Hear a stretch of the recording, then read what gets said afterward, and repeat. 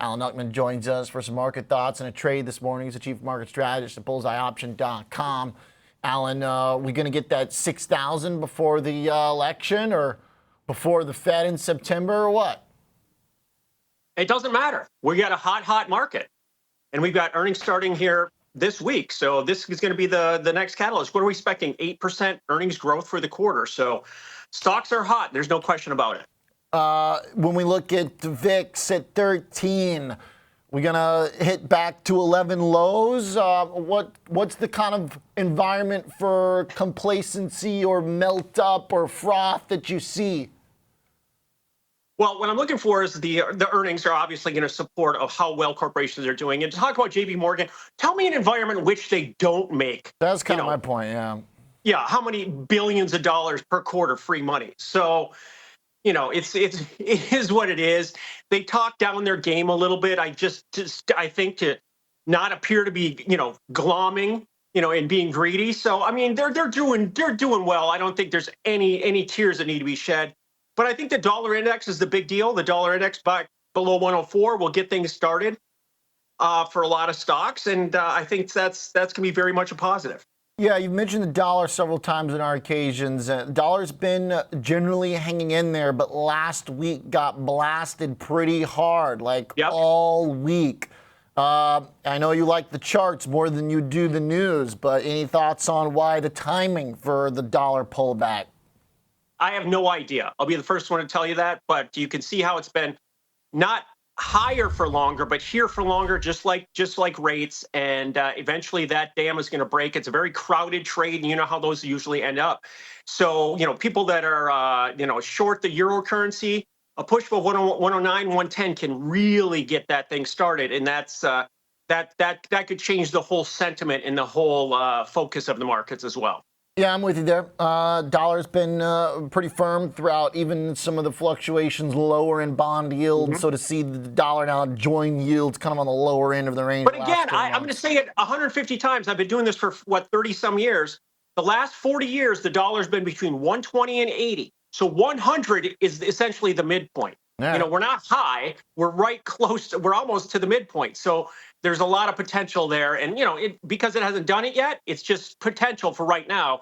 But that's what I'm looking at as the path of least resistance. Got it. All right. Hey, you're going for a stock down in the dumps. A lot of people have a lot of bitterness with the one and only Pfizer. How come? What's going on? Well, I'll add to that bitterness with my strategy. Okay. This is my second dose of Pfizer. We went after it in January. Okay, we bought the June 25 call, which was in the money. Yeah. And guess what? It ended up finishing right at about 29. So it was at break even because we buy in the money options. We bought it for 4. It was about 4 when we finished. Okay. Now, as a trader, Ben will be the first to tell you, some of our best trades are ones that you scratch on. You don't make money, you don't lose money, but you were there for that opportunity window and it didn't cost you anything. So it's set up once again. We didn't buy enough time in that particular instance, but we didn't lose any money. That's why I trade the options that I trade. I can't stress that enough. So for this, I'm looking at a January call, the same 25 strike, the same setup that I saw before, where we're seeing a range between 25 and 30 now for 8 months, and a breakout of the range targets 35. 25 is super support. 25 is the 10-year plus low that we've seen in this stock.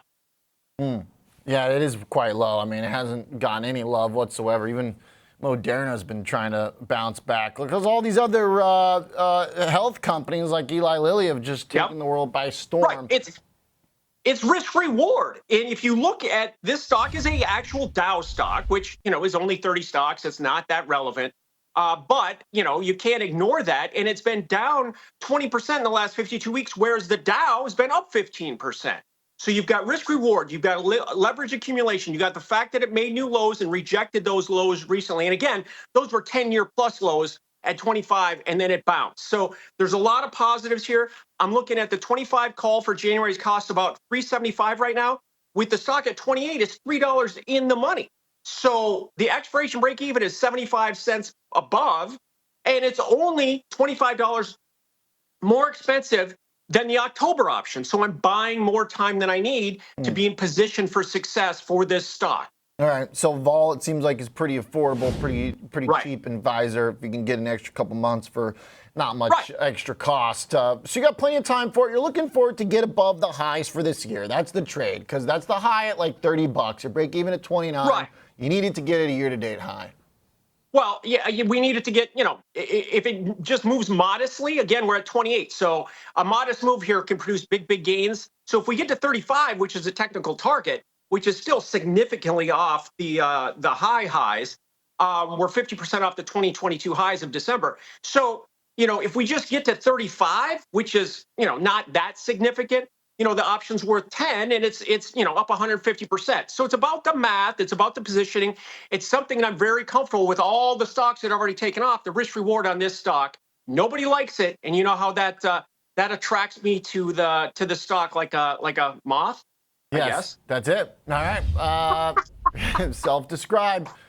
Thanks. You should change your service to the Mothman prophecy. The Mothman. Yeah, that's good marketing. Yeah, I'm gonna. You want to be a consultant? Okay, good marketing. Give me that kickback. All right, thanks, Alan.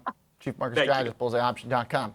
All right, trading Pfizer with the in-money call. Looking forward to get to a new high, year-to-date high.